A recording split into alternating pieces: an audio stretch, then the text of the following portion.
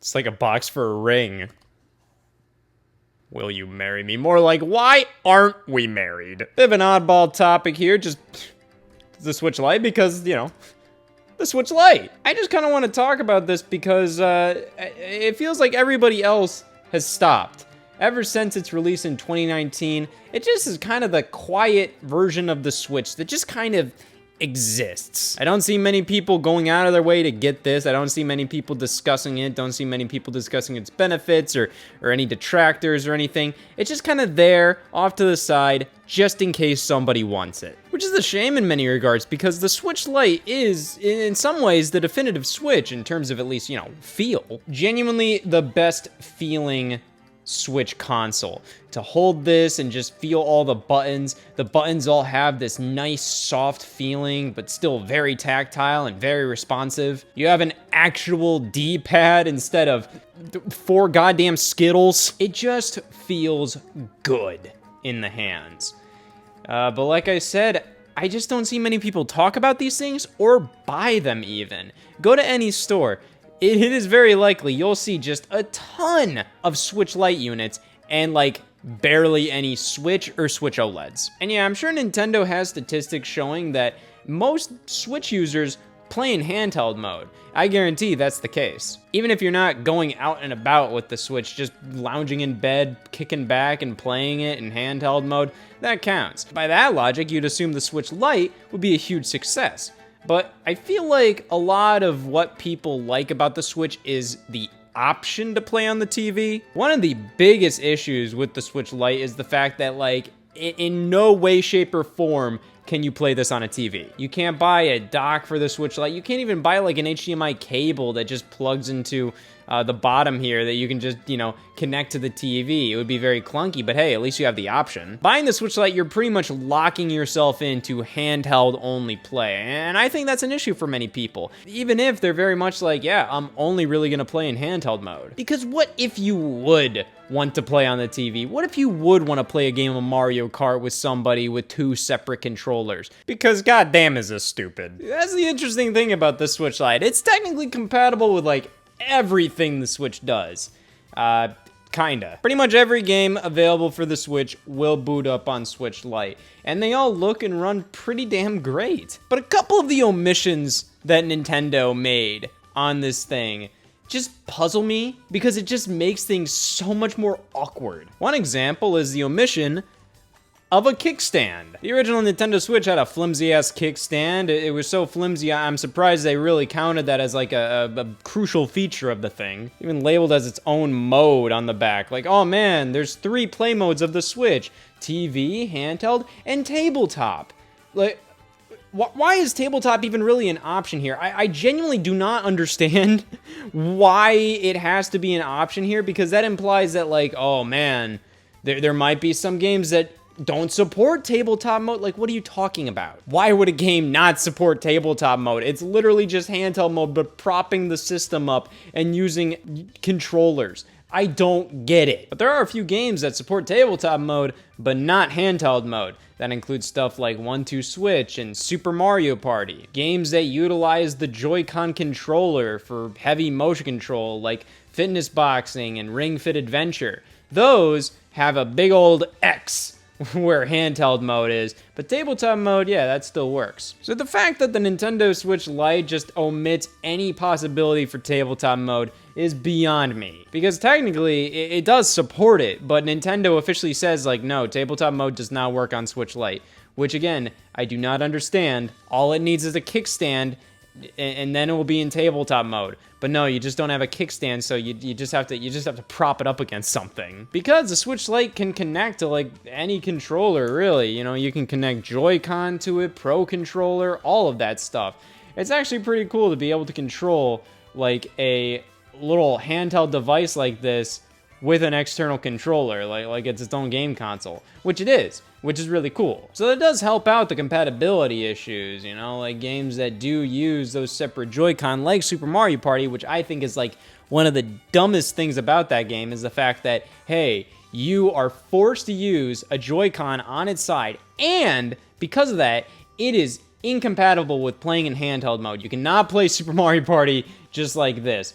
which is stupid. But that does make the game compatible with the Switch Lite. It's just really clunky. I think the only game that's like truly incompatible with the Switch Lite would be the Nintendo Labo series, and that's because like those cardboard creations really do depend on like the Switch, the OG Switch, with that form factor sliding into those things. You can make do with it. Like a part of the joy of Nintendo Labo is creating those things yourself. So maybe you could kind of custom fit them to work with a Switch Lite. I don't know, but you know, I wouldn't go out of my way to buy Nintendo Labo if I only had a Switch Lite. But other than that, everything works fine on this thing, which is good because this is one of the best ways to play Switch games. It feels amazing. It just looks good. It feels good.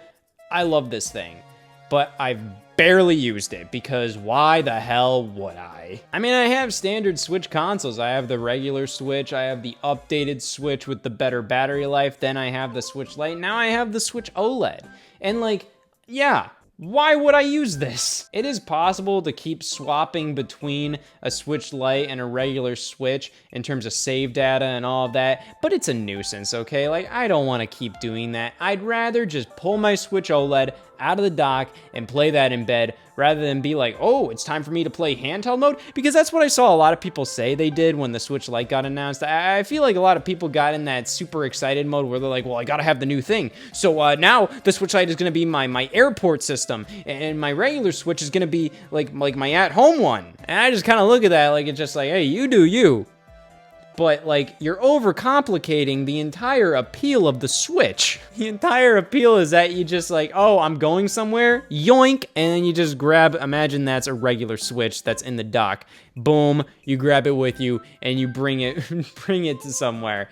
And obviously, you know, I think it's nice to be able to have like kind of a cheapo version of the Switch that, you know, you may feel more comfortable with bringing to the airport and whatnot, but still, I just feel like this is like the perfect little game system that like almost gets there with like every little element, but like it just doesn't meet that requirement that I need to like actively use it more than I do. Like even the accessories, okay? This is like one of the nicest little things I have. This is an official little flip cover that Nintendo created for the Switch Lite that you just put it in here. It sits great, you know, it just kind of boom, fits in there perfectly snug.